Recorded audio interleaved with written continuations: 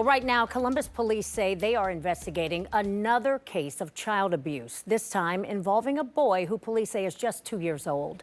Officers say 22-year-old Nathan Bridges dropped the child off at a house on Ellsworth Avenue in East Columbus. Today, we spoke to the woman who lives there, who says she is a friend of the child's mother. When the boy was dropped off, she says he was already covered in bruises.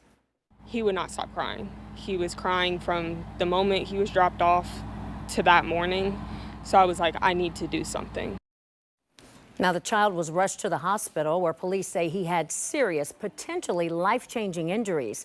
In court today, prosecutors said the boy had a liver laceration and a shattered jaw. Bridges is charged with endangering children. His bond was set at $500,000. Now, this is just the latest of several child abuse cases 10 TV has told you about in the past 15 months. Since mid-February of 2024, 5 children have died in Franklin County. In all of these cases, their caregiver or parents were charged in connection to their death. And just within the past hour, one of those parents was indicted. Ashley Fagan is now facing charges of murder, endangering children, and permitting child abuse in connection to her daughter Ava Bretz's death last month. So what is the state of child abuse in Ohio? 10 TV reporter Kevin Landers joins us to break down the numbers. And Kevin, you also spoke with the governor to get his reaction on these tragic cases. For the past 23 years, Ohio has produced a report called Ohio Child Fatality Review. It looks at why children are dying in our state. The report came out in 2023, and when it comes to child abuse, the report says the most common social factors involve poverty and housing insecurity. Most deaths due to child abuse were those younger than 5 years old, and assault by bodily force was the most common of external injuries. I caught up with the governor, Mike DeWine, to get his take on how the state plans to respond. This side of the building is not outside. On a tour of a Coca-Cola distribution plant today, I asked Governor Mike DeWine to comment about the 5 children deaths in Franklin County this year.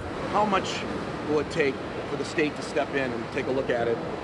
So we're already taking a look at any tragedy that occurs. Whenever we see a child die in custody, child custody of the state or the local children's services, we review that. DeWine has a reputation of making child safety a priority as a member of the U.S. Senate, Attorney General, and Governor. It's when we have seen real problems in a county. Maybe they don't have enough resources, they don't have enough people.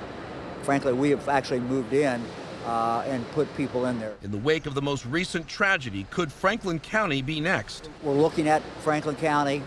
It's certainly very, very concerning what is going on, and we'll have more to talk about in the future. The Ohio Department of Children and Youth says it is focused on the safety of every child, but sending more resources here doesn't appear to be happening. Quote, unlike some smaller counties where the state has stepped in to provide intensive resources and support, Franklin County Children's Services has a robust quality improvement department. The Department of Children and Youth is working closely with Franklin County Children's Services and has a specific team of training and technical assistance professionals assigned to assist them. The latest report on child abuse in our state, released in 2023, found the following. 52% of Ohio children die from abuse and 48% die from neglect from 2018 to 2022. Children younger than 5 years old accounted for 69% of deaths due to child abuse during that same period. Black children accounted for 36% of deaths due to child abuse and neglect. White children accounted for 61% of deaths due to child abuse and neglect.